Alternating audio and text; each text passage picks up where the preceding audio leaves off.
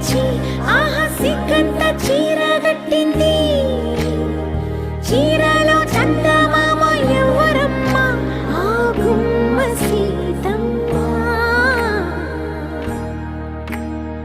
సీతమ్మ వాకిట్లో సిరిమల్లె చెట్టు, సిరిమల్లె చెట్టేమో విరగబూసింది. కొమ్మ కదలకుండా కొయ్యండి పూలు, కోసిరవన్నీ సీత కొప్పు చుట్టండి.